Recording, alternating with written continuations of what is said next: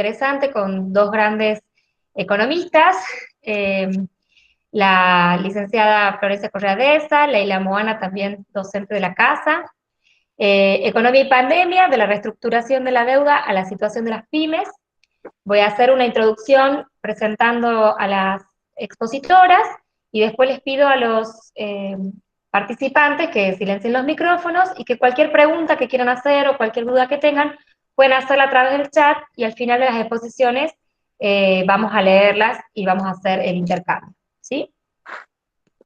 Bien.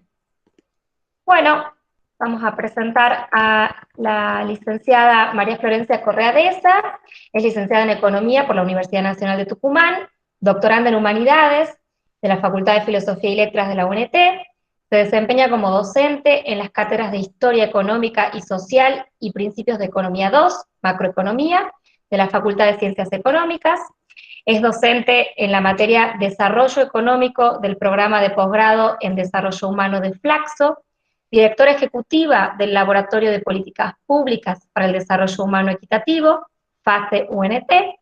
Desde 2015 se desempeña como asesora económica-financiera en el Ministerio de Gobierno y Justicia de la provincia de Tucumán.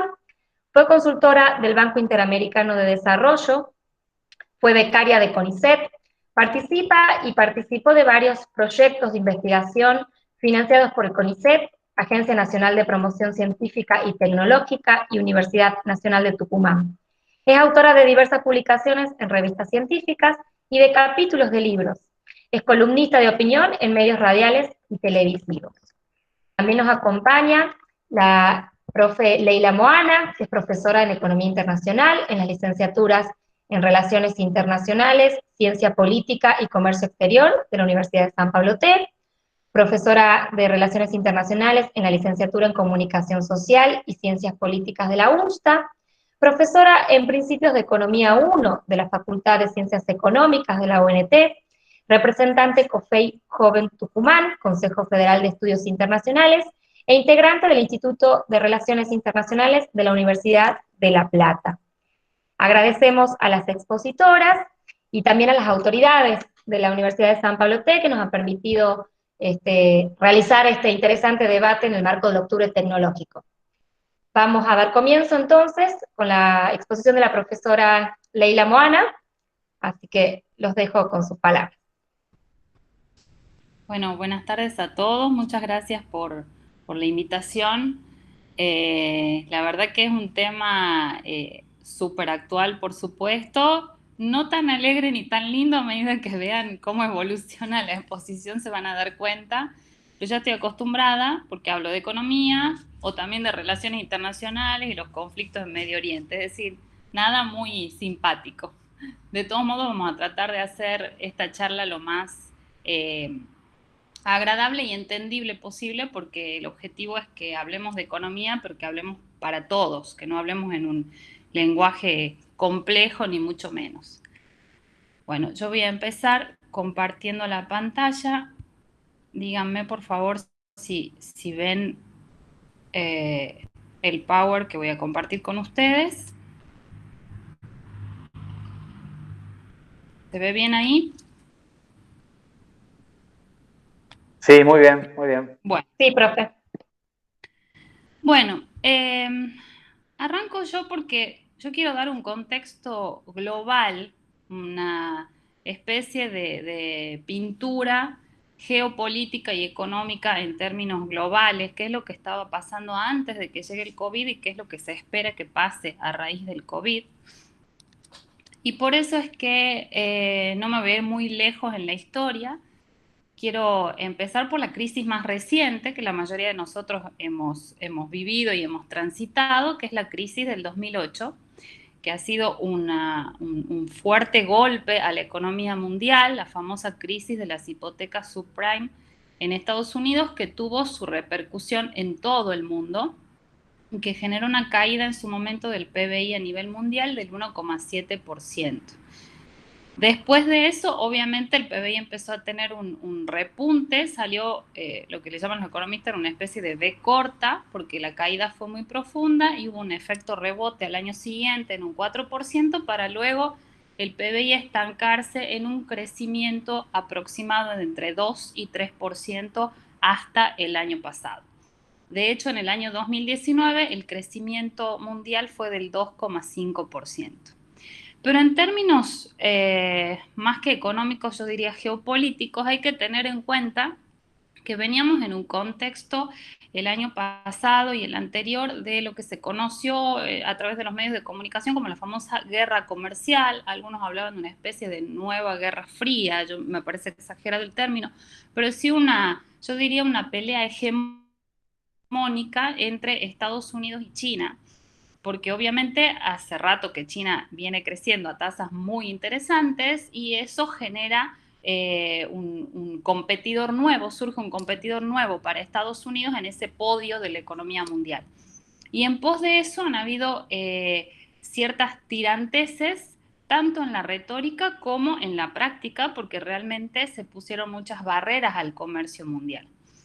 Y además de esa guerra comercial entre estos dos polos hegemónicos, estos dos polos de poder, se puede hablar también de una especie de proceso que atraviesa la globalización, que algunos llaman desglobalización. Yo misma hace unos años hice un artículo diciendo que había una especie de desglobalización en el sentido no de retrotraernos y de salir del proceso de globalización, que ya es algo que está instalado per se, y de hecho diría que el COVID se expandió tan rápidamente justamente por ese proceso de globalización, sino como una especie de surgimiento de algunos grupos, de hecho hasta, bueno, líderes políticos o sentimientos nacionales que empiezan a surgir y que empiezan a retrotraerse de algunos efectos que pueden tener los procesos de integración. El ejemplo más claro que podemos ver de salirse de un proceso de integración es el Brexit, que llevó tanto tiempo y que lamentablemente, bueno,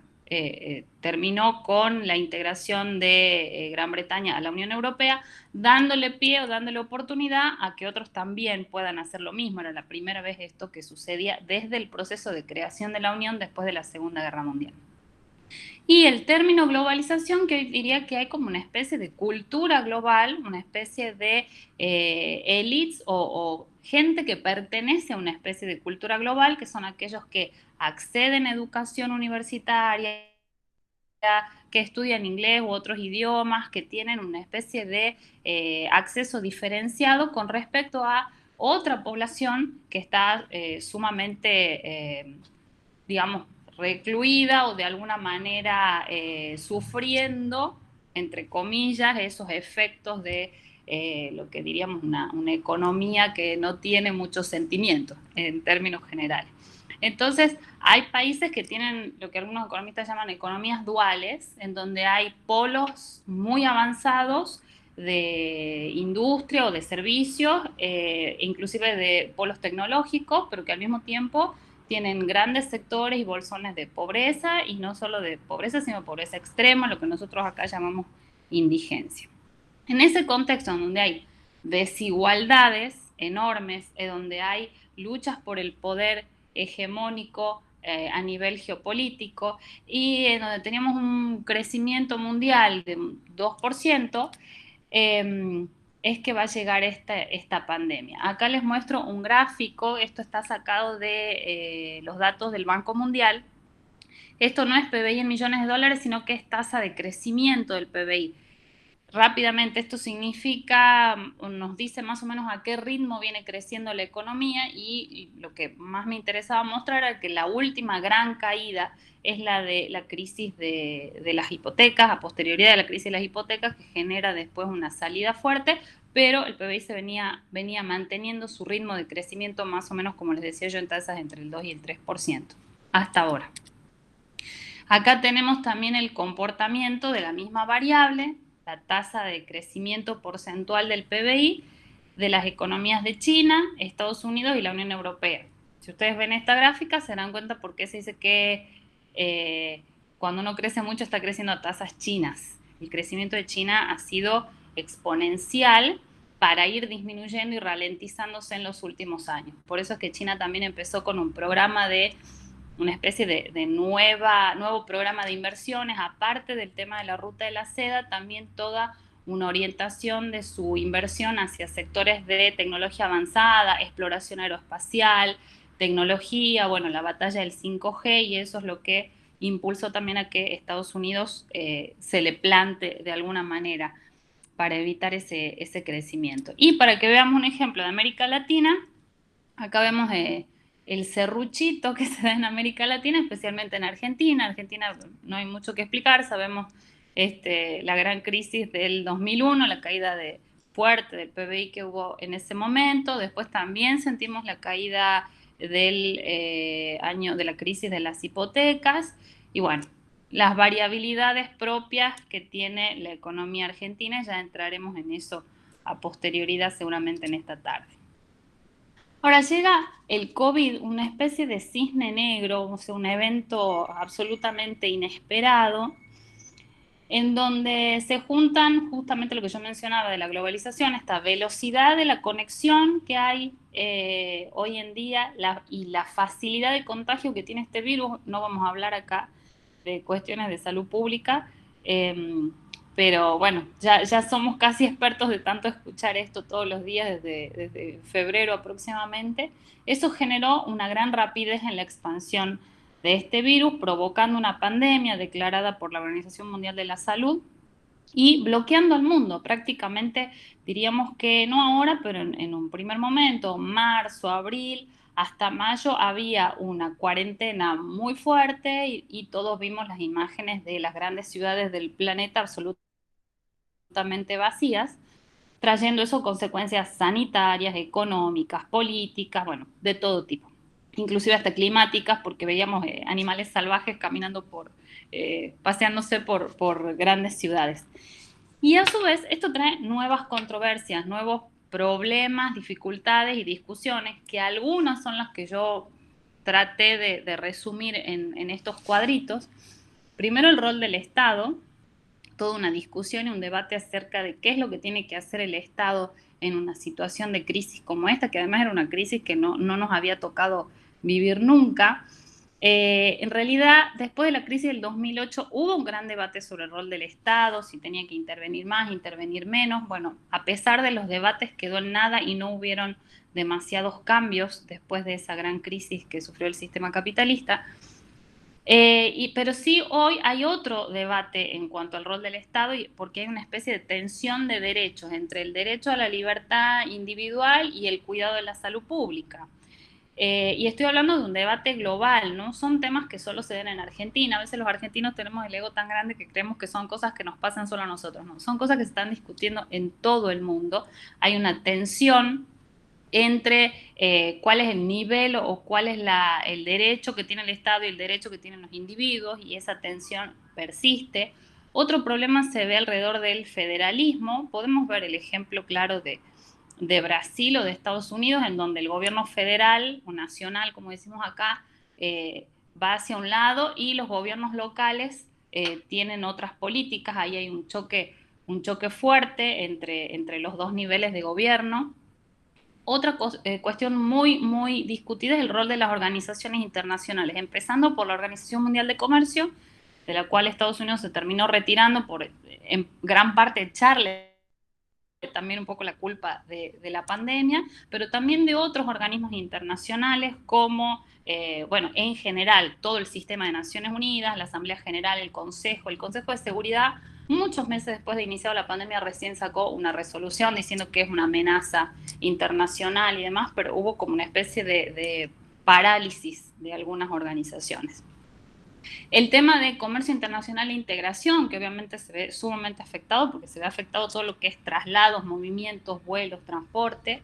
La arquitectura financiera internacional, que en gran medida debería reformularse, pero se viene hablando de reformulación de los sistemas y de las instituciones financieras también desde la crisis del 2008, y eso no ha sucedido. Y después las cuestiones que nos suceden y que seguimos viendo y que se profundizan en algunos casos, como desigualdad, las cuestiones laborales, el nivel de desempleo que queda después de esta pandemia y el cambio en las pautas de consumo. En el tema trabajo también está todo esto de el teletrabajo, de la no presencialidad en los lugares de trabajo y todo un digamos, una reformulación del trabajo humano que tendrá que hacerse de acá en adelante. Y los perjuicios, es difícil resumirlos, pero digamos que son los que vemos todos, principalmente en el comercio internacional, sobre todo en el sector servicios, turismo, que es el sector más golpeado, las aerolíneas y todo lo que dependa del turismo, hotelería, entretenimientos, etcétera. Las vulnerabilidades preexistentes en diversos países se ven agravadas a raíz de esta crisis. Los servicios sanitarios que muestran las falencias también que ya tenían y falencias nuevas, porque inclusive hasta los mejores sistemas han llegado a colapsar. El tema de las clases, la educación, sobre todo, no diría tanto la educación universitaria, que ha sido más fácil pasarla a la virtualidad, sino el tema de la educación primaria y secundaria, y eso acentúa las desigualdades porque demuestra quién tiene conexión y quién no, quién puede tener acceso a las clases y quién tiene capacidad para seguir una clase solamente con ver online a su profesor, etcétera, etcétera. Todo un debate que todavía está, y les vuelvo a decir, son debates que están en Argentina, pero están en todo el mundo. Y bueno, eso por supuesto va a perjudicar lo que es toda la construcción de un capital humano a futuro. Vamos a las previsiones. Las previsiones del Banco Mundial, bueno, todas las previsiones, les voy a ir adelantando que son negativas, obviamente. El Banco Mundial habla de que la economía mundial se va a contraer aproximadamente un 5% en el año 2020. Habla de que se trata de la peor recesión desde la Segunda Guerra Mundial. Recordemos que en el periodo de entreguerras se da la Gran Depresión de los años 30, entonces se está comparando esta situación con la de los años 30. Y bueno, obviamente las consecuencias después de la Segunda Guerra, que para Estados Unidos fueron óptimas, para Europa no tanto, hasta que llegó el Plan Marshall, y ahí pudieron empezar a salir los países europeos. Las economías avanzadas caerían un 7% y las emergentes y las economías en desarrollo un 2,5%. Dicen que es la primera contracción como grupo. Eso es una medida como grupo. Las medidas individuales son distintas. Y en términos generales, el Banco Mundial habla de una caída del ingreso per cápita del 3,6%, es decir, millones de personas entrando en la pobreza extrema, lamentablemente, este año. ¿Qué se espera para el año que viene? Esperan un crecimiento del 4%, dependiendo si son economías avanzadas o emergentes, que es la distinción que hace el Banco Mundial, pero en realidad ese es un escenario, porque hay otro escenario, que sería el peor, en donde existe la posibilidad de que empeore o que haya nuevos brotes o nuevas cuarentenas, y ahí la caída sería mucho más profunda para este año, y también se hablaría de una caída del 1% para el año 2021. Para países o zonas específicas, Estados Unidos se va a contraer un 6%, la zona euro va a caer un 9%, recordemos que hay una distinción, zona euro no es lo mismo que Unión Europea, de todo modo todo cae, zona euro son los países de la Unión Europea que utilizan el euro como moneda. China va a crecer, aunque parezca raro, un virus que nace en Wuhan, según Donald Trump, el virus chino, bueno, el virus surgió en China, después se dejarán los debates y las cuestiones de enfrentamiento y de la retórica y del tuit de Donald Trump para otro momento. China crecería solo un 1%, que para los chinos, digamos, muy, muy poco, por las tasas que ustedes veían recién en la gráfica que les mostré anteriormente, y según las previsiones del Banco Mundial, América Latina y el Caribe caerían en la producción, en el PBI, un 7,2%. Y hablando de América Latina y el Caribe, quería ver también qué es lo que decía la CEPAL. La CEPAL es la Comisión Económica para América Latina, una agencia especializada de Naciones Unidas. Y bueno, la CEPAL hace poquito sacó un nuevo documento, justamente el 6 de octubre, hace 2 días, habló Alicia Bárcena, que es la directora de la CEPAL, diciendo que América Latina y el Caribe, bueno, atraviesa su peor crisis económica en un siglo. Hoy, sobre todo, el problema está centrado en América Latina, el epicentro de la pandemia se está dando en América Latina. La recuperación va a requerir, según la mirada de la CEPAL, políticas macro expansivas, es decir, intervención estatal, gasto público, etcétera. y literal, dice, va a tomar varios años, la recuperación va a ser mucho más lenta que la de las crisis subprime, de las hipotecas subprime. Que prevé la CEPAL una contracción del 9,1% y 9,4% si es solo tomando América del Sur. El problema es que los niveles de PBI per cápita del 2020 van a ser similares a los del 2010, o sea que estamos hablando de que América Latina retrocede 10 años en términos económicos. Y el documento termina con una serie de propuestas que tienen que ver con qué se puede hacer desde las instituciones internacionales o desde el Estado para ayudar a reflotar o a salir de este pozo, y proponen un ingreso básico de emergencia como protección social, un bono contra el hambre, así lo llaman en el documento, apoyo a empresas o a trabajadores en riesgo.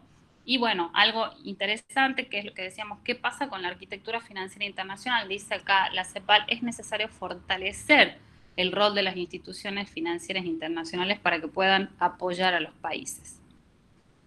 Siguiendo también lo que nos dice la CEPAL, la tasa de desocupación regional sería del 13%. Estamos hablando de un aumento de 18 millones de personas desocupadas con respecto al año pasado.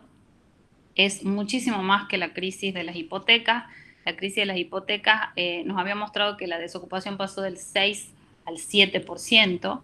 Las personas en situación de pobreza van a aumentar, va a pasar al 37,3% de la población latinoamericana. La pobreza extrema va a ser del 15%. El índice de Gini también se incrementa, o sea, los niveles de desigualdad. Estamos hablando de un panorama muy desgarrador para la región y para todo el mundo. Y vamos a ver qué nos dice la Organización Mundial de Comercio. La Organización Mundial de Comercio, nacida en la década de los 90 como sucesora del GATT, del Acuerdo de Tarifas y Comercio que se firma después de la Segunda Guerra Mundial, en sus análisis trimestrales dice que el volumen de comercio cayó en volumen un 14% y en valor, porque una cosa es medir cantidades de mercancía y otra es medir valores, o sea, precio y cantidad, en un 21%. Y se prevé que lo que sea promedio anual va a ser del 9% la caída a nivel global. Va a haber un crecimiento en el año 2021. Todos los crecimientos a posterioridad de una crisis son fuertes porque tiene que ver con salir de un pozo muy profundo. Y de hecho las últimas predicciones o previsiones que hace la OMC son un poquito mejores que las anteriores, justamente porque el comercio empezó a repuntar por la salida de la cuarentena y la flexibilidad de algunas medidas entre los meses de junio y julio.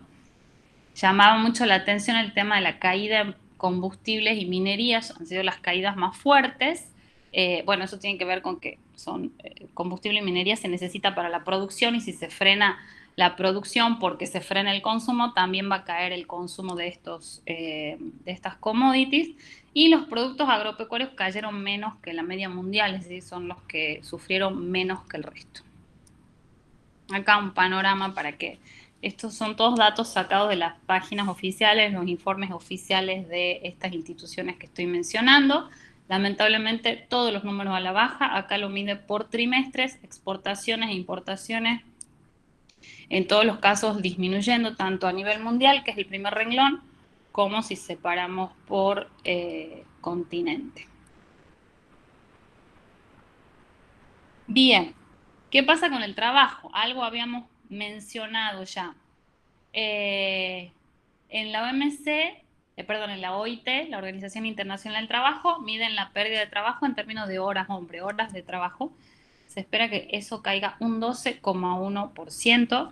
Recordemos que hay una gran destrucción de empleo porque hay mucho cierre de empresas, quiebre de empresas, sobre todo pymes y comercios, a nivel global, estoy diciendo.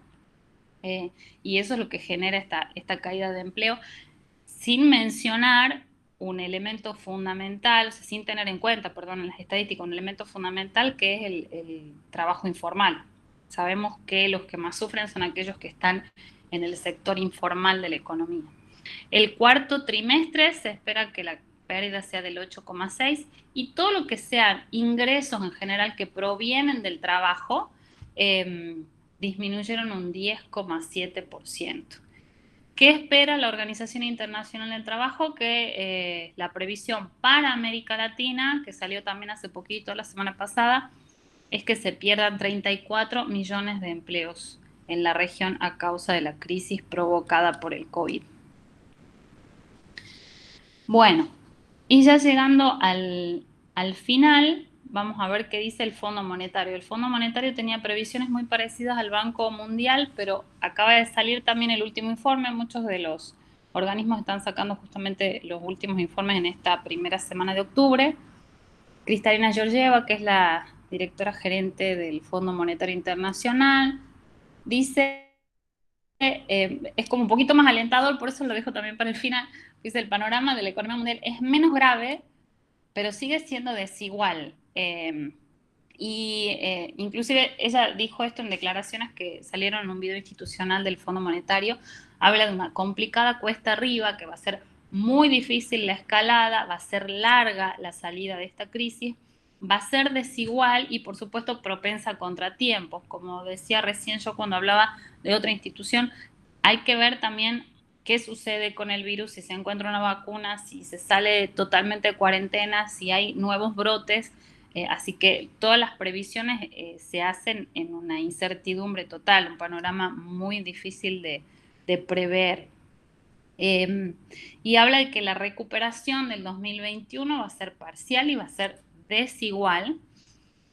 A pesar de eso, todos experimentan leves mejoras en las proyecciones gracias a medidas de política extraordinarias que frenan la caída de la economía mundial.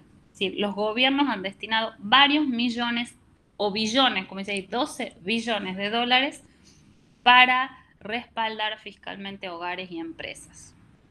Y en ese marco, el Fondo Monetario sacó una serie de programas especiales de ayuda en esta situación de pandemia, y hay 11 países de América Latina que recibieron ayuda. El que más fondos recibió fue Ecuador. Bueno, vimos las imágenes de Ecuador muy dolorosas para todos, creo que nadie quedó fuera de eso. Y también República Dominicana, Paraguay, Costa Rica. Ahora bien, el Fondo Monetario de Argentina es lo que más nos toca de cerca. Recordemos que hubo un desembolso en el año 2018 desde el año 2018 de 44.000 millones de dólares.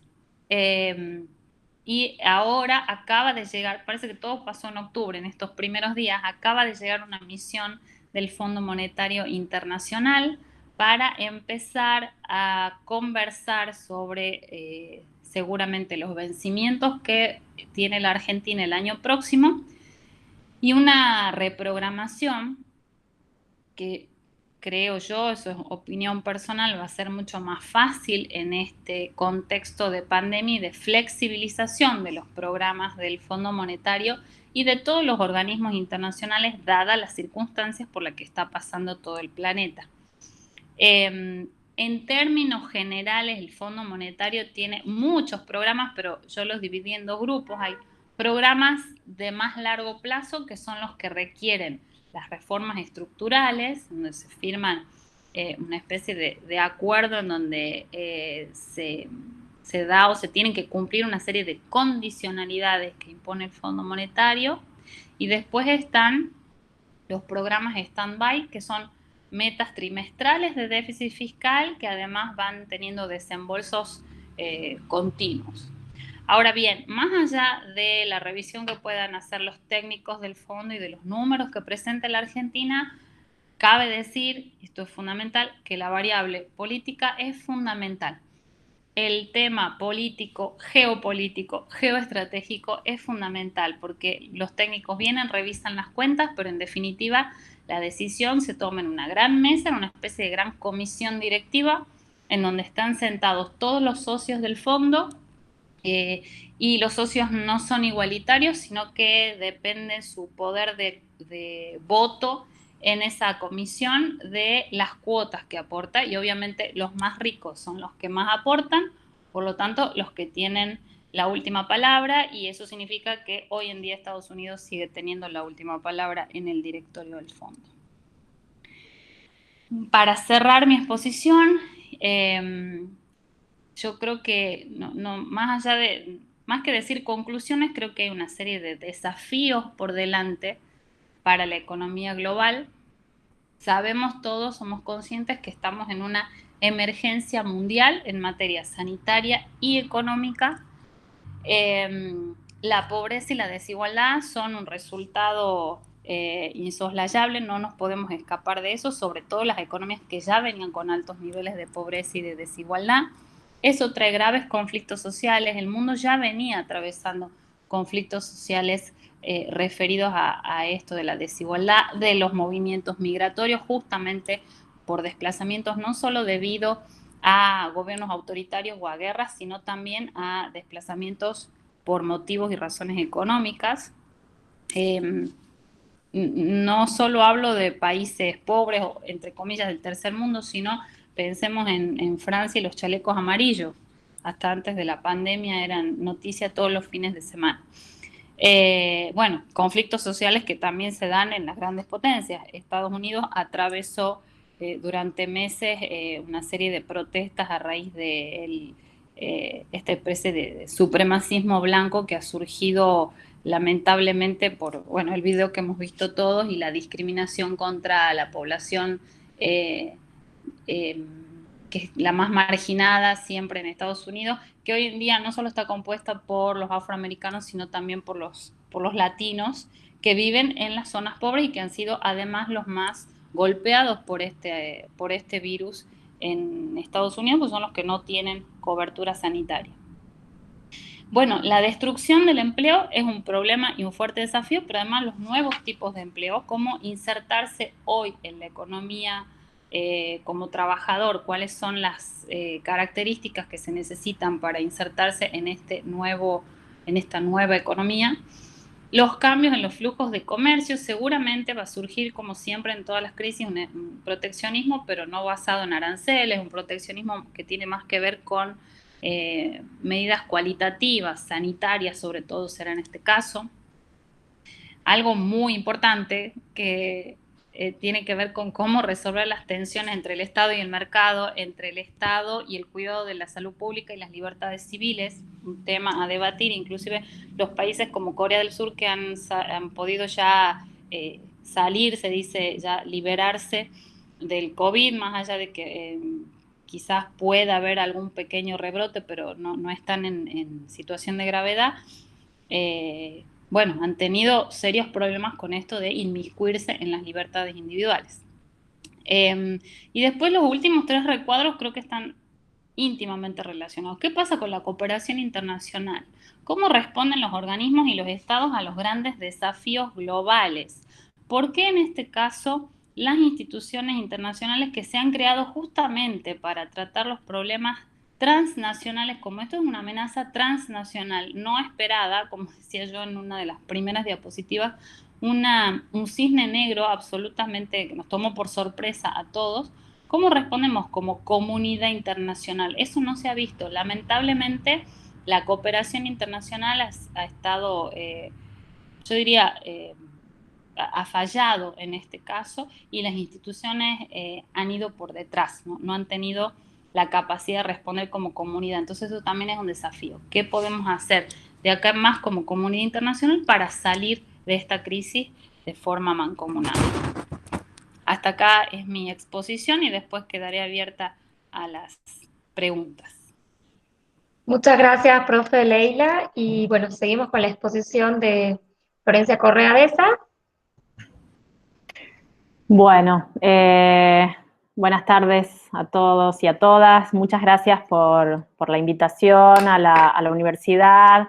Gracias a Agus por la presentación. Gracias Javier, gracias Juan Pablo. Lleno de amigos esta sesión, así que, bueno, me siento bastante cómoda. Leila, si querés dejar de presentar la tuya, puede ser, así vamos a poner acá. Bueno, un poco para plantearles cuál es la idea que traigo en la tarde de hoy. El punto era tratar de pensar y tratar de asociar lo que son mis intereses, digamos, particulares cuando hago economía, digamos, y tratar de engancharlo un poco con, bueno, con esta idea de la reestructuración de la deuda, la situación, digamos, macroeconómica argentina en general. Entonces, en esa idea, lo que a mí se me ocurre, como para tratar de centrarnos en la situación argentina concretamente y cómo la Argentina ha enfrentado a este cisne negro, como ha descrito Leila, es pensar en términos de condicionantes. Es decir, lo que yo entiendo nos ha pasado a nosotros en estos meses desde que se decretó el aislamiento absoluto allá por el mes de marzo, tiene que ver con una serie de condicionantes de la política pública que están arraigados en problemas estructurales que la Argentina trae desde hace muchos años, algunos de los cuales se han profundizado a partir de 2018 aproximadamente. Y esos condicionantes tienen que ver un poco con la desigualdad. Cuando nosotros hablamos de desigualdad, hablamos básicamente de que por detrás de eso hay oportunidades para los individuos. Y cuando nosotros hablamos de desigualdad, en general lo que los economistas vamos a ver es qué es lo que está pasando en el mercado de trabajo, qué es lo que está pasando con la pobreza y con la indigencia, qué es lo que está pasando con las desigualdades de género. Y entonces, una vez que nosotros reconocemos que la economía argentina y la socioeconomía argentina tiene problemas que condicionan la política pública para pensar en la pandemia, uno de los elementos que surge va a ser el rol del Estado, como bien Leila lo ha dejado claro, y en ese rol del Estado, de vuelta, un nuevo condicionamiento tiene que ver con la capacidad de financiamiento de ese Estado, que se ve en la obligación de empezar a gastar mucho más justamente para tratar de paliar esta situación. Entonces, esa es un poco la estructura de la presentación, tratar de pensar los condicionantes, el rol del Estado y de vuelta el condicionante para el rol del Estado. Si nosotros pensamos en la desigualdad, bueno, los economistas tenemos varias medidas de desigualdad, hay dos que son las más naturales para pensar la desigualdad, una es el índice de Gini, otra tiene que ver con las brechas de ingresos, y básicamente lo que nosotros estamos encontrando es que cuando terminó el año 2019, hacía 5 trimestres que la desigualdad de ingresos venía creciendo en la Argentina. Esto quiere decir básicamente que hay cada vez más gente que tiene poco y menos gente que tiene mucho. Y además de eso, la brecha entre los más ricos y los más pobres también venía creciendo. Estamos hablando de brechas de alrededor de 20 veces, es decir, que los más ricos, el 10% más rico, gana alrededor de 20 veces más que el 10% más pobre, la verdad que una diferencia bastante significativa. Y si nos detenemos a ver qué es lo que ha pasado durante el primer semestre de 2020 a raíz de todas las medidas de aislamiento, lo que seguimos viendo es un incremento de ese índice que mide la desigualdad de ingresos y una brecha que realmente ya se está tornando preocupante, porque lo que nos dice la brecha es que el 10% más rico gana alrededor de 25 veces lo que gana el promedio del 10% más pobre. Entonces, una situación de desigualdad de ingresos muy importante, pero claro, cuando medimos brecha y cuando medimos Gini, lo que nosotros básicamente estamos midiendo tiene que ver con resultados. ¿Resultados de qué? Resultados de oportunidades, resultados de acceso, resultados de distintas capacidades, de distintos funcionamientos que tienen su arraigo en que quizá no hemos accedido a buena salud, quizá no hemos accedido a buena educación, quizá no hemos accedido a condiciones mínimas de bienestar que nos permitan en nuestra edad adulta, si se quiere, generar esos mayores ingresos. Entonces, como lo que nosotros queremos es pensar qué es lo que mueve esa desigualdad, entramos en estas variables que quizá nos pueden explicar por qué la desigualdad se ha comportado de esta manera. El primero de los elementos, como yo les decía, tiene que ver con el funcionamiento del mercado de trabajo. Lamentablemente, en la Argentina, desde 2018, lo que se verifica es una persistente caída de la actividad económica. En el 2018 hemos caído alrededor del 2,5%, en el 2019 hemos caído alrededor del 2,2%, y en lo que va de 2020 vamos cayendo cerca de un 20%, una cosa extremadamente grave para la economía argentina, una cifra que realmente no tenía precedentes en la historia argentina, pero que sabemos que quizá al finalizar el año esto puede tornarse un poquito menos peor, no vamos a decir mejor, un poquito menos peor, y que quizá estemos terminando el año con una caída quizá del 12% durante todo 2020. Entonces, esa persistente caída de la actividad económica obviamente se traslada al funcionamiento del mercado de trabajo. El funcionamiento del mercado de trabajo claramente tiene un problema central en el caso de la economía argentina, que tiene que ver con la cantidad de trabajo informal que tenemos. Estimamos que a finales del 2019 el mercado de trabajo argentino está conformado por un 50% de trabajadores formales y un 50% de trabajadores informales. No hemos tenido a fines del año pasado una tasa de desempleo muy significativa, pero lo que sí hemos tenido son algunos comportamientos que dan la pauta de precariedad en el sistema laboral argentino, precariedad que viene de la mano de creación de puestos de trabajo por cuenta propia no profesional, asalariados no registrados, y justamente va a ser uno de los elementos más importantes para pensar la política pública de la pandemia, porque justamente el alto grado de informalidad es lo que le va a dar un alto grado de vulnerabilidad a esos trabajadores a la hora de pensar en el aislamiento, en el cierre de actividades y en la imposibilidad de trasladarnos.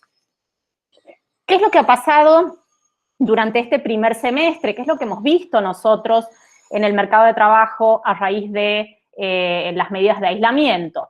No hemos visto un incremento significativo del desempleo, uno podría haber esperado mucho más desempleo, el desempleo ha subido 4 puntos, por supuesto, detrás de cada punto del desempleo hay personas, esto está claro que es así, pero digo, desde el punto de vista de los números, la verdad que el cambio no ha sido tan espectacular como sí lo ha sido el cambio de las tasas de actividad. ¿Qué significa esto? Significa que a raíz de las medidas de aislamiento, lo que ha pasado es que la gente ha ido perdiendo sus puestos de trabajo, pero lejos de empezar a buscar un puesto de trabajo nuevo, es como que se ha mantenido en esa situación de no trabajo, pero sin buscarlo. Entonces, básicamente tenemos menos empleo, pero no tenemos más desempleo, porque recordemos que la definición de desempleo es aquella persona que no tiene trabajo, pero que lo busca de manera activa. Entonces, como acá no tenemos gente que busque trabajo, básicamente no suman al desempleo, pero sí suman a la tasa restan, en todo caso, a la tasa de actividad. Y esto tiene que ver justamente con la imposibilidad de salir a buscar trabajo. Es decir, el aislamiento no nos ha permitido salir a buscar trabajo, pero sí nos ha producido la pérdida del puesto de trabajo. Y en este sentido, lo que sí uno puede analizar es que hay un empeoramiento sistemático de la situación de los jóvenes y de las mujeres en el mercado de trabajo, que claramente siempre son los grupos más golpeados cuando se trata de los indicadores más negativos, como puede ser la tasa de desempleo, la tasa de precarización del trabajo, la informalidad, etcétera, etcétera. Además de eso, ¿qué más tenemos como un elemento que va a estar condicionando la política pública? Que desde aproximadamente 2016 hasta esta parte, el salario real en la Argentina viene cayendo. El salario real hace alusión a la capacidad de compra del salario, como ustedes saben, y si nos sentamos a ver o el salario real del sector privado o el sector público, podemos estar en valores de caída del 14 al 22%, como les digo, desde el año 2016. Es decir que básicamente lo que tenemos es un mercado de trabajo con mucha informalidad, un mercado de trabajo muy negativo para jóvenes y para mujeres, un mercado de trabajo donde los salarios reales son cada vez menores. La verdad, una situación bastante complicada para encima a eso incorporarle este freno a la actividad económica. Pero bueno, por suerte no todo es tan malo, y entonces lo que sí tenemos y que debemos rescatarlo de cara a pensar en la pandemia es el sistema de seguridad social que tiene la Argentina. ¿Por qué lo rescato? Primero porque va a ser el canal por el cual vamos a dirigir la política pública, IFE, ATP, vamos a dirigir por ahí las tarjetas alimentarias, digamos, toda la política pública de la pandemia se va a dirigir a través del sistema de seguridad social, gracias a la envergadura que este tiene, gracias a la cantidad de instrumentos que tiene. Tenemos pensiones, tenemos jubilaciones, tenemos AUH, tenemos pensiones no contributivas, tenemos subsidios por discapacidad. Es decir, tenemos una heterogeneidad de instrumentos, tenemos una cantidad de beneficiarios que, si me permiten buscarlo, llega alrededor de las 15 millones de personas son beneficiarias en la Argentina de alguno de los instrumentos de la seguridad social, pero esa tremenda focalización del sistema de seguridad social lamentablemente convive con algunos montos que dejan un poco que desear. Es decir, tenemos una muy buena llegada, pero con montos que no son del todo auspiciosos, ¿sí? Entonces, bueno, esta va a ser un poco la cuestión del mercado de trabajo. Otro de los elementos que a mí me parece que también condicionaron la política pública de la pandemia tiene que ver con la pobreza y con la indigencia. Si nosotros vemos a finales del año pasado, estábamos en alrededor del 35,5% de personas bajo la línea de pobreza. Eso había significado un avance, digamos, un incremento de la pobreza respecto de 2018. La indigencia llegaba al 8% de las personas, también había significado un incremento respecto de 2018, y si uno se pone a ver, a rascarlo un poquito al indicador y se mete adentro, ve que hay realmente muchas desigualdades de incidencia al interior, como puede ser la incidencia de la pobreza en menores de 14 años, que siempre es superior al 50%, lamentablemente en la Argentina, hoy mucho más. Y también lo que vemos son las fuertes disparidades que hay entre trabajadores informales y formales, en donde a los trabajadores informales lamentablemente la incidencia de la pobreza les pega mucho más que a los trabajadores formales. Ahora, el otro elemento de la pobreza que también va a ser importante pensar de cara a evaluar o a pensar la dificultad de la política pública de la pandemia tiene que ver con la multidimensionalidad de la pobreza, es decir, todas aquellos elementos de la pobreza que no tienen netamente que ver con el ingreso. Entonces, una situación de inseguridad alimentaria severa hacia finales del año pasado, grandes déficits de cobertura de salud, de difícil acceso a medicamentos, bueno, ni que hablar el acceso al servicio de agua potable, que va a ser crucial, es decir, bueno, mando a la gente a lavar las manos, pero bueno, ¿en dónde se lavan si no tienen acceso a agua potable? Una prevalencia del inquilinato del 20%, y bueno, y de acá de vuelta, digamos, ¿cómo hago yo para sostener una familia que alquila, a la cual le estoy diciendo no puede salir a trabajar, pero por otro lado no le estoy diciendo a ese dueño de esa vivienda o que le baje el alquiler? Bueno, entonces, ¿qué tipo de desafío? Bueno, congelar los alquileres, impedir el desalojo, digamos, de estas familias ante la imposibilidad de pago. Otro de los elementos que tiene que ver con esta pobreza más estructural y que van a dificultar la política pública de la pandemia tiene que ver con las condiciones de hacinamiento, es decir, si necesitamos mantener la distancia social, pero en una habitación conviven 4 personas y bueno, la verdad que se hace difícil promover ese aislamiento. Y las cuestiones inherentes a la escolaridad, a la conexión a Internet, que obviamente, bueno, van a ser cruciales en este momento y que claramente le van a imponer constantemente desafíos al desarrollo, a la implementación de la política pública. ¿Qué es lo que ha pasado durante estos meses de pandemia, de aislamiento, de mayores relajamientos? Bueno, la verdad que estábamos esperando un salto de la pobreza. La pobreza ha llegado alrededor del 41% en el primer semestre de 2020.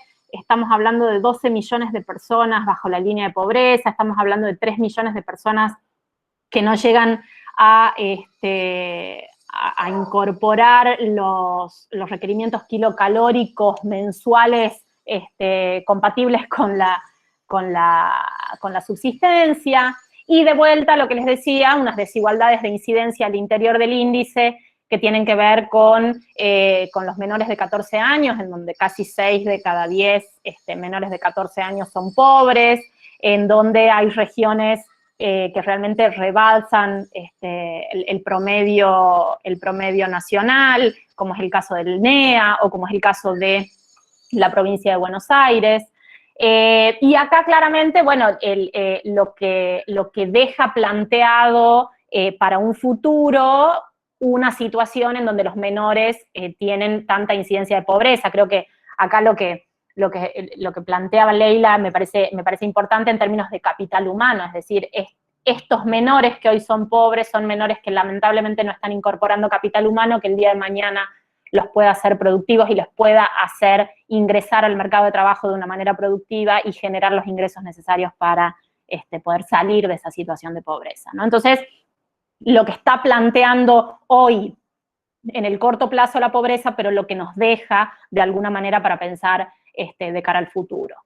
En una suerte de enfoque más multidimensional, de vuelta, lo que vemos sobre la base de las estimaciones de la UCA para mayo de 2020 es un incremento de la inseguridad alimentaria total y severa, muchas familias a las que les está costando cumplir con las necesidades alimentarias, y además eso también lo vemos reflejado en cómo las familias han ido acudiendo a algunas estrategias de ayuda, como puede ser la tarjeta alimentaria o como pueden ser los comedores que les proveen, digamos, los alimentos necesarios.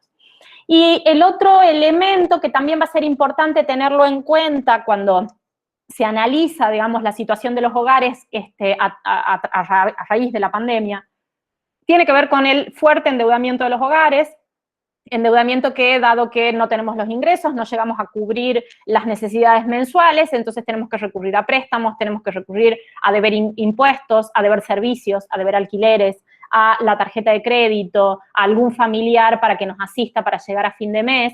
¿Y cuál es la problemática del endeudamiento de los hogares? Es que los hogares más vulnerables son, para el sistema de crédito, lamentablemente hogares más riesgosos.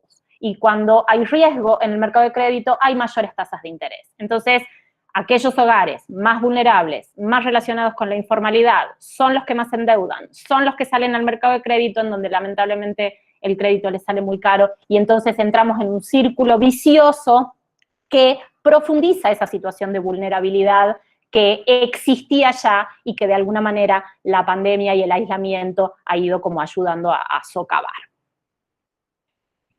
En este punto, a mí lo que me parece crucial pensar, y que por ahí todavía no está tan claro cuál ha sido el impacto en términos de pobreza y de incidencia, son las herramientas de asistencia por parte del Estado. Cuando hablamos de herramientas de asistencia, básicamente estamos hablando del ingreso familiar de emergencia, los bonos, bueno, la AUH, la tarjeta alimentaria, los créditos a tasa cero, el congelamiento de alquileres y la prohibición de desalojo. ¿Y por qué digo que todavía no está clara cuál ha sido la real incidencia de esta política pública? Porque lamentablemente la medición de pobreza que nosotros tenemos del primer semestre incluye una parte muy chiquitita del IFE, por ejemplo, y entonces la gran parte del IFE va a estar concentrada en el tercer trimestre de este año, es decir, en la medición de pobreza del tercer trimestre de este año, con lo cual todavía este número de pobreza, el casi 41%, no está incorporando en su totalidad el impacto de la política pública por parte del Estado, con lo cual habrá que esperar para quizá el mes de noviembre, diciembre quizás, para tener alguna idea de cómo han ido evolucionando estas variables de acuerdo a la ayuda que ha brindado el Estado.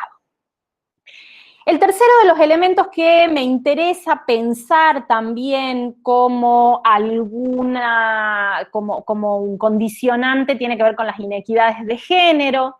Ustedes saben que en la Argentina las mujeres, los hombres ganan un 29% más de ingresos que las mujeres, y cuando hablamos de salarios, esa brecha puede llegar alrededor del 26%.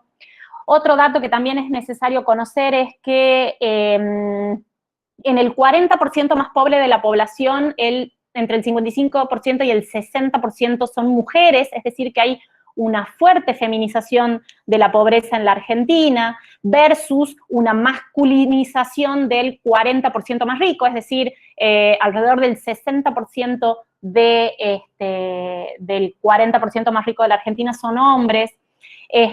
Y muchas de estas inequidades de género tienen que ver con la participación en el mercado laboral. ¿Por qué? Porque lamentablemente para las mujeres en principio existe una suerte de ventaja comparativa en el cuidado y en la tarea de reproducción, y entonces como nosotros tendríamos esa ventaja comparativa en cuidado y en reproducción, entonces es preferible que nosotras nos quedemos como más en la casa y que los hombres salgan más a trabajar. Y entonces cuando nosotros vamos y vemos las tasas del mercado de trabajo, lo que vemos es que hay ocupaciones altamente feminizadas, que son las que tienen que ver con el cuidado, las que tienen que ver con, por ejemplo, la salud, las que tienen que ver con la educación, están altamente feminizadas, versus ocupaciones altamente masculinizadas, como puede ser la construcción, las industrias, estas para las cuales necesitamos fuerza, bueno. Entonces, una suerte de estereotipos de género que hacen que se impacte en cómo nos insertamos en el mercado laboral. Pero además de eso tenemos distintas tasas de actividad, es decir, las mujeres participamos menos del mercado de trabajo que los hombres. Cuando se trata de empleo, lamentablemente las mujeres estamos más desempleadas que los hombres. En algunos casos 2 o 3 puntos, en otros casos quizá un poco más. Cuando hablamos de desempleo, también lamentablemente las mujeres sufrimos más del desempleo, trabajamos menos horas. Las horas que trabajamos fuera, si uno le suma las horas que trabajamos dentro del hogar, la verdad que se hace un combo bastante interesante de horas que trabajamos las mujeres a lo largo del día. Estamos más sujetas a las categorías de precarización, la informalidad es más común entre las mujeres que entre los hombres. Y cuando hablamos del acceso a puestos jerárquicos, lamentablemente las mujeres también tenemos muchas dificultades para acceder a puestos jerárquicos, cosa que en la jerga de las cuestiones de género se dice techos de cristal, esto se le llama techos de cristal, es decir, que a las mujeres nos cuesta más llegar a los puestos jerárquicos independientemente de que tengamos las mismas aptitudes que aquellos hombres que sí llegaron, ¿sí? Y bueno, y entonces en este punto, lo que también va a ser importante pensar tiene que ver con el trabajo doméstico y de cuidados. Justamente, ¿por qué? Porque si previo a la pandemia las mujeres ya nos hacíamos cargo de aproximadamente el 73% de las tareas domésticas, pues ahora que tenemos que teletrabajar, que tenemos que estar en la casa porque los chicos no van al colegio, entonces toda esa distribución del trabajo doméstico puede suponer para las mujeres, y de hecho lo supone, una mayor carga de trabajo en la necesidad de tener que vincular en el ámbito del hogar el desarrollo de las tareas laborales, aquellas que pueden, claramente que no son la mayoría, pero que sí existe. Entonces, lo que ha dejado el aislamiento, lo que ha manifestado el aislamiento tiene que ver con hogares que están a cargo de una sola persona, hogares que están a cargo de una sola persona y que en su mayoría son mujeres. Entonces, bueno, las dificultades de estos hogares para poder hacer frente a mantener esos ingresos que se están cortando por la pandemia. ha manifestado la problemática inherente al sector salud, un sector salud altamente feminizado, con muchas personas a cargo, un sector salud que está expuesto al contagio y entonces cuando esas personas vuelven a sus hogares exponen al contagio a aquellos que conviven. La pandemia también ha manifestado el incremento de las situaciones de violencia intrahogar y entonces la necesidad de que el Estado imponga dispositivos para tratar de canalizar ese incremento de la violencia, y también ha puesto de vuelta sobre la mesa una problemática que ya la conocemos y que de alguna manera hay que pensarla y hay que solucionarla, que es la de las personas travestis y trans en relación a los altos grados de informalidad y a la falta de cobertura médica para este colectivo de personas, ¿no? Entonces, bueno, un panorama bastante complejo en este sentido. Bien, voy a pasar directamente a la segunda parte y ya para empezar a pensar la otra dificultad más de índole macroeconómica, que tiene que ver con el rol del Estado. Es decir, como bien planteaba Leila, y de alguna manera también ponerlo de vuelta explícitamente, ya casi no hay ningún tipo de opinión en contra de que el Estado tiene que intervenir. Es decir, en esta situación de shock es el Estado el llamado a intervenir. Si uno lo quiere pensar en términos microeconómicos, por ejemplo, la pandemia introduce una externalidad negativa en las sociedades y entonces quien tiene las herramientas para poder internalizar esta externalidad negativa es el Estado. Y entonces el Estado puede recurrir a varias estrategias, lo hemos visto a lo largo del mundo. La que la Argentina ha decidido tiene que ver con lo que se conoce como contención ciega. La contención ciega es básicamente el aislamiento absoluto, digamos, de todas aquellas actividades no exceptuadas, que no sean vitales para el desarrollo de la sociedad. Y entonces lo que produce esta contención ciega es al mismo momento un shock de oferta y un shock de demanda. Este fenómeno de shock de oferta y shock de demanda es un fenómeno que casi no reconoce un evento similar en los últimos 100, 150 años de historia, y entonces me parece que el desafío viene también de eso, es decir, estamos ante un fenómeno que lamentablemente casi que no lo conocemos. Y entonces la contención ciega pone al Estado en el desafío de la contención económica. Entonces, ¿cómo contenemos económicamente a ese shock autoinfligido? Es decir, nos hemos autoinfligido un shock y entonces estamos en la necesidad de, por un lado, mantener los ingresos de los individuos, es decir, garantizar que a esos individuos que básicamente les estamos prohibiendo trabajar, porque en definitiva es esto, lo que decía Leila, digamos, el choque entre las libertades individuales y en principio bien superior que es la salud. Bueno, ¿cómo hace el Estado para mantener los ingresos de los individuos? Y bueno, y la batería de medidas que ha podido llevar adelante el Estado, todas tendientes a mantener el ingreso, a garantizar la alimentación, a garantizar que se puedan seguir cumpliendo con las obligaciones. Pero por otro lado, dado que se induce un shock de oferta, bueno, pensar cómo protegemos a las empresas, porque no es solamente proteger a los individuos, sino también proteger a las empresas que les estamos prohibiendo producir. Entonces, ¿cómo protegemos a las empresas? Bueno, líneas de crédito, facilidades para que hagan frente a los salarios que no iban a poder pagar, tal es el caso de los ATP. Y en este caso, bueno, ya empezamos a ver algunas estrategias de financiamiento que se empiezan a ver de cara a pensar, digamos, la vuelta a la actividad económica, la post-pandemia.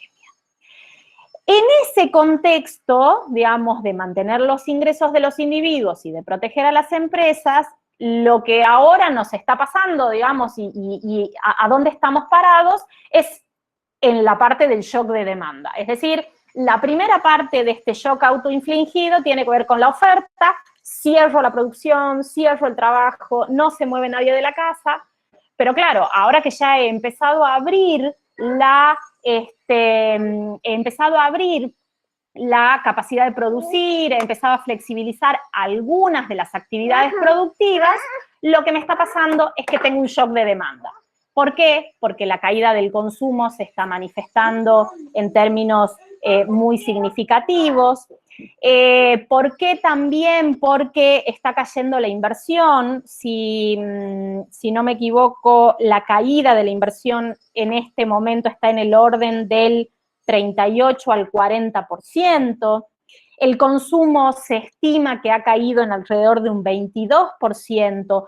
Todos los elementos de la demanda, digamos, de la demanda agregada en una economía están cayendo.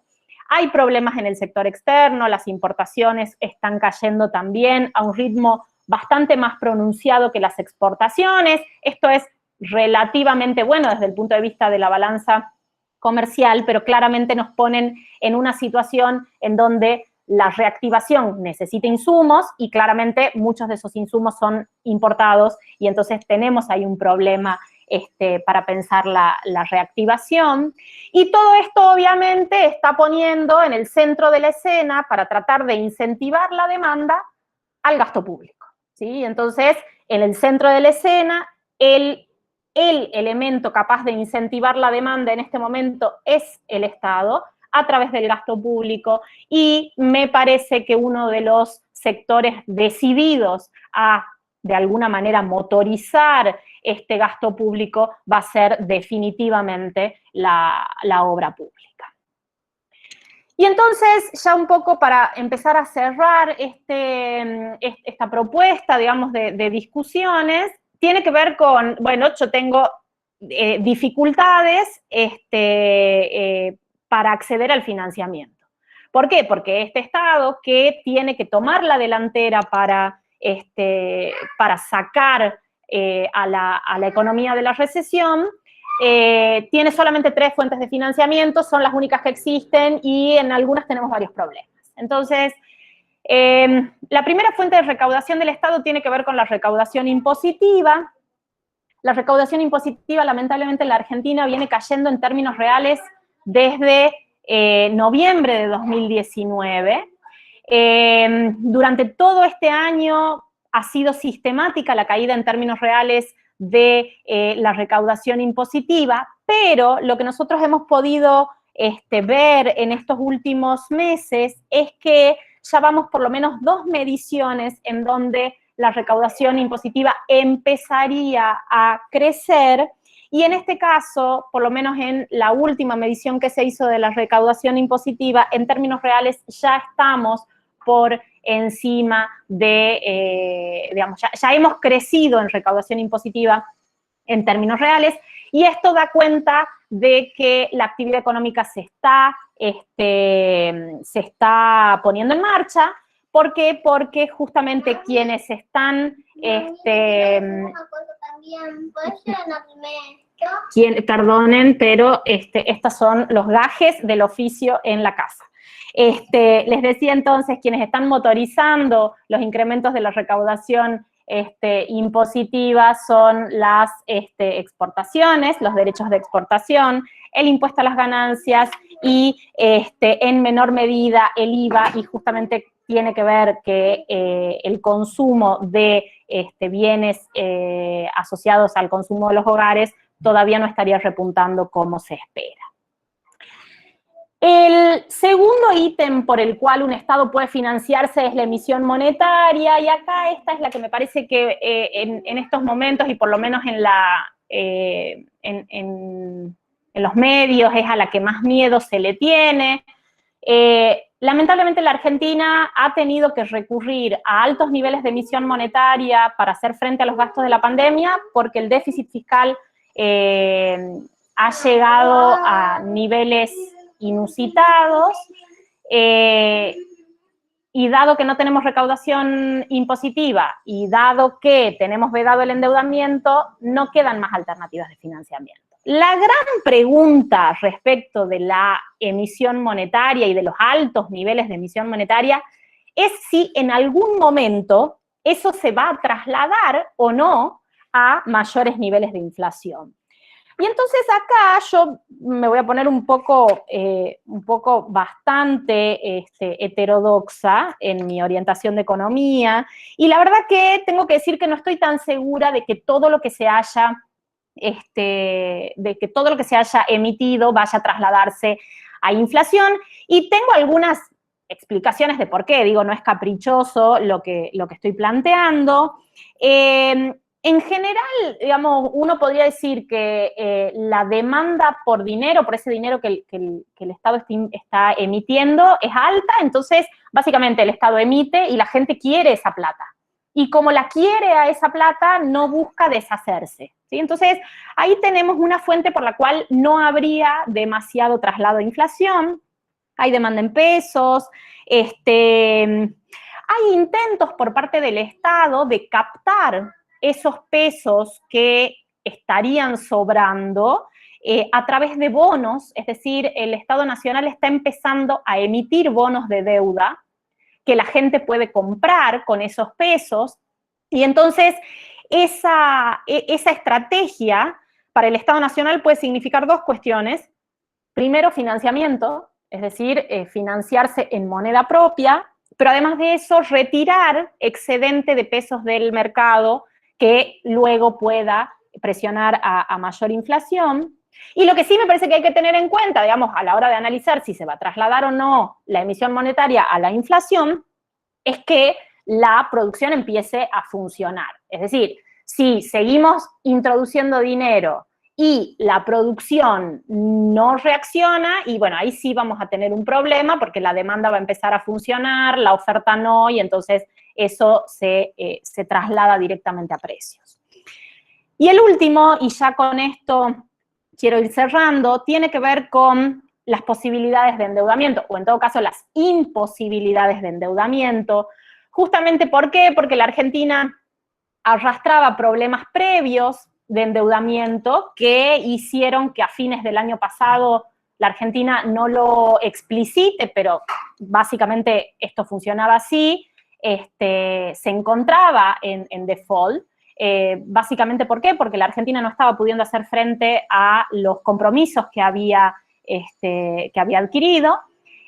Había problemas no solamente de montos, es decir, nos habíamos endeudado en más de lo que podíamos pagar, sino que había problemas de perfil de vencimientos, es decir, que nos habíamos comprometido a pagar en determinado momento montos que realmente era imposible que lleguemos a pagar, y había problemas de moneda, es decir, el grado de endeudamiento en dólares era extremadamente superior al grado de endeudamiento en pesos, y claramente para la Argentina los dólares son en extremo escasos.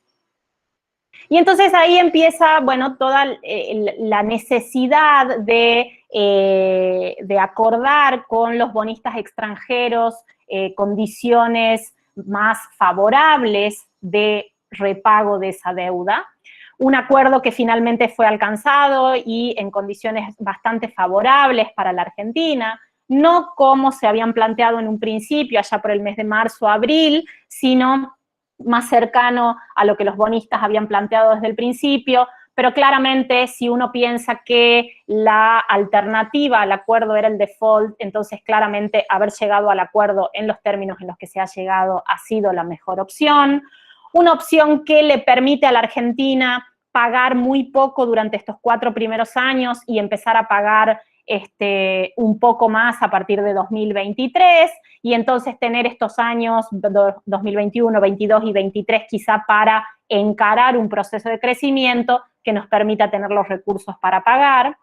Y claramente las negociaciones con el FMI, que bueno, que han empezado en esta semana, que tienen de alguna manera el antecedente previo y muy buen antecedente de haber cerrado con los bonistas extranjeros.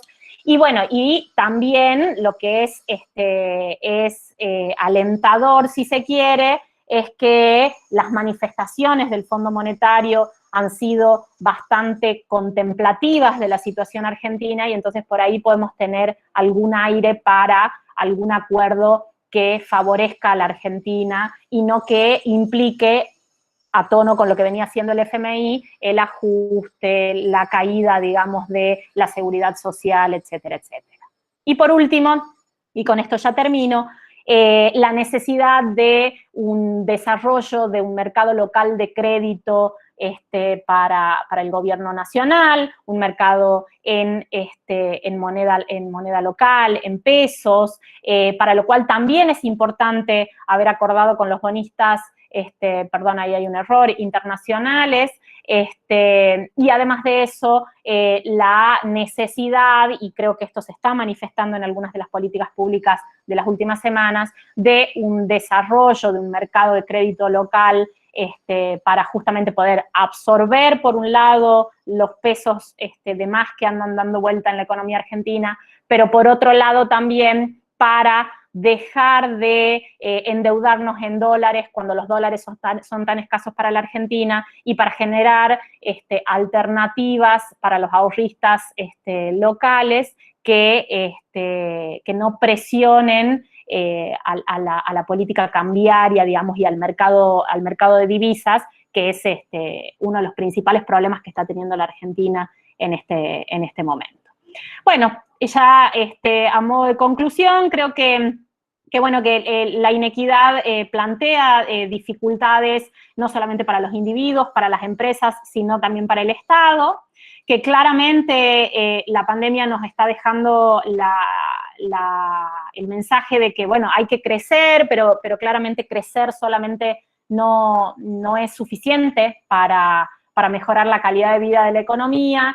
Y me parece que también lo que tenemos que estar como muy atentos en esta situación tiene que ver con si el Estado Nacional, y quizá también sumando un poco a lo que planteó por último Leila, la comunidad internacional está pensando en medidas que realmente generen un nuevo modelo de economía, que reduzca las desigualdades que tanto daño le hacen a los procesos de crecimiento y de desarrollo, o si simplemente estamos buscando paliar una situación de corto plazo, salir de esta crisis y entonces en el momento en el que volvamos a la normalidad, todo vuelva a estar como siempre y en realidad esta pandemia no nos haya dejado nada, ningún mensaje positivo para la economía. Muchas gracias.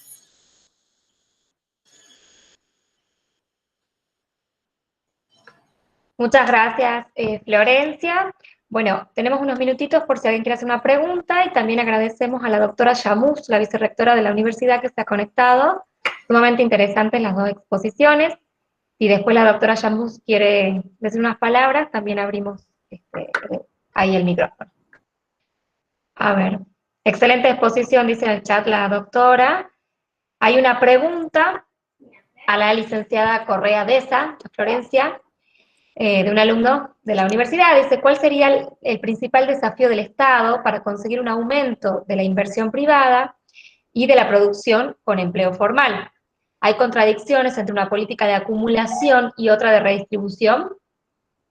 No sé si alguien más quiere acercar en el chat, así van. Juan Pablo, ¿vos querés hacer una pregunta también? La dejamos, así ya la van pensando las expositoras. Sí, yo quería preguntar, ¿qué incidencia tiene en la economía el riesgo país que suba y baje el riesgo país en las inversiones externas o lo que sea? Si nos pueden explicar un poquitito. Gracias. Bueno, esa la dejamos a Leila, entonces, en el contexto internacional. Okay. Bien. Por ahora no hay más preguntas, así que puedes ir contestando, Flor. Bueno, primero, gracias por las preguntas. Lo primero que me parece que tiene que pasar para que el Estado, digamos, para promover la inversión privada es, primero terminar con las medidas restrictivas. Creo que en este momento uno de los principales frenos a los procesos de inversión privados tiene que ver también con la cuestión sanitaria, es decir, no todo la paralización es cuarentena, sino también es pandemia, digo, ¿no? O sea, mientras la situación internacional mientras no se recuperen los flujos internacionales, creo que la inversión privada va a estar dificultada. Entiendo que un mercado de crédito para la inversión privada es crucial también. Uno de los frenos a la inversión privada durante los últimos años, 2017, 2018 y 2019, han sido las altas tasas de interés. Creo que este gobierno ha intentado avanzar hacia tasas de interés más amigables con la inversión privada. Entiendo que estamos viendo algún tipo de avance de la inversión privada. La vez pasada leía novedades respecto de la inversión en el sector automotriz, por ejemplo, novedades en sectores asociados a química. Creo que eso también es una buena noticia. En este momento me parece que definitivamente el llamado a motorizar la inversión es el Estado Nacional y que de alguna manera ahí va, la inversión privada debería reaccionar, pero en una segunda etapa.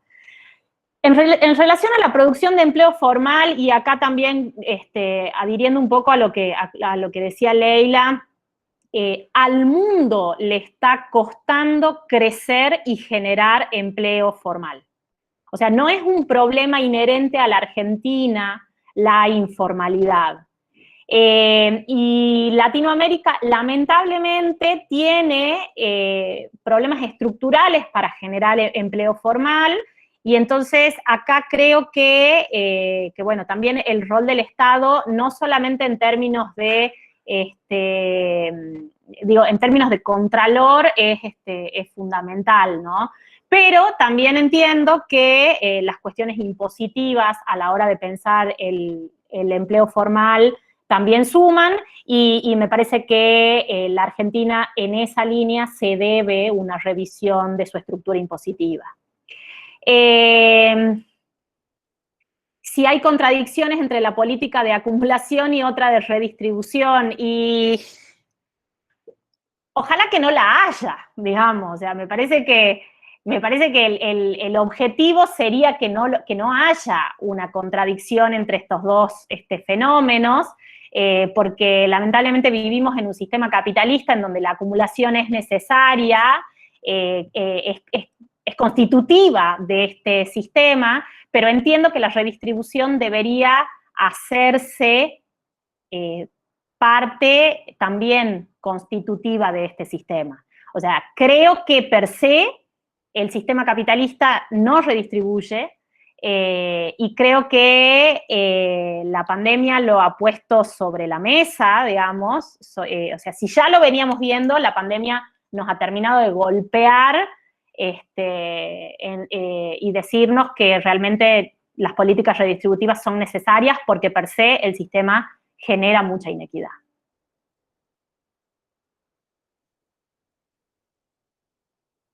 Bien, ahí dice clarísimo, muchas gracias.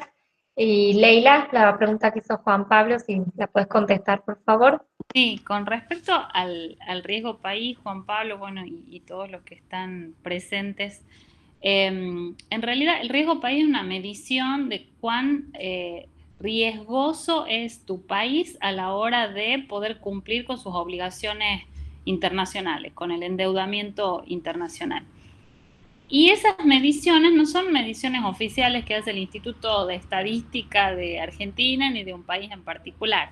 Es importante tener en cuenta que esas mediciones las hacen grandes bancos de inversión en todo el mundo, porque sirven como una especie de asesoría para los grandes fondos y para orientar la inversión de esos grandes fondos.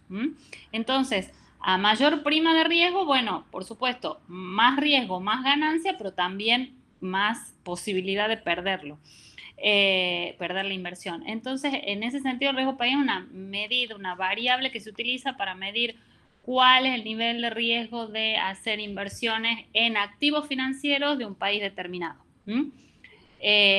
Algunos lo linkean con la inversión directa, pero no tiene mucho que ver. Una cosa es una inversión extranjera directa de una empresa que quiere localizarse, que quiere poner una fábrica, que quiere tomar empleados en un lugar determinado, en una ciudad o en un país determinado, y otra cosa es la inversión financiera, que es poner plata en activos financieros, ver cuánto rinden, qué me rinden, y bueno, y por supuesto, llevarme las ganancias o correr con las pérdidas, porque eso tiene que ver con justamente la aversión o no al riesgo que tengo yo a la hora de poner mi plata en el sector financiero. Algo importante, desde justamente estos grandes bancos internacionales es que se pone la calificación, si mi bono tiene una A, una AA, una AAA, es decir, si soy muy seguro o poco seguro para invertir en mi país. Y vuelvo a decir, la economía y la geopolítica van de la mano. No es solo variables económicas, tiene mucho que ver con otros factores, con alianzas internacionales, con de qué lado estoy, porque lamentablemente hoy el mundo está absolutamente polarizado y todo se ve como lados, como blancos y negros, y hay como una poca capacidad para los grises. Y es lamentable porque el gris creo que nos hace más inteligentes y más completos. Cuando uno analiza en grises y uno puede ver todos los colores de la paleta, todas las tonalidades, es mucho mejor que verlo todo en términos de blanco y negro. Gracias, Leila. Y para ir cerrando, ya hay una última pregunta para la profesora Moana. Hablaste de las controversias con respecto al federalismo. Cada provincia, su gobierno local, tomando sus decisiones, y si esto se lo ve si esto mismo se lo ve con respecto a los países de América Latina. ¿Sería importante trabajar como un bloque para salir adelante? ¿Qué dificultades ves para esto?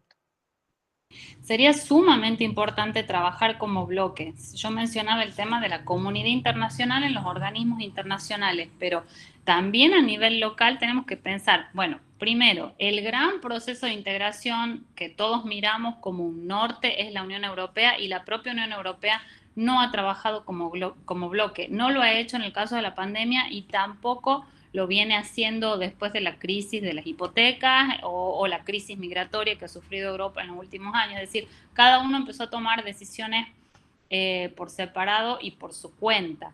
Y en términos de América Latina, el Mercosur está absolutamente lastimado por ser buena con el adjetivo.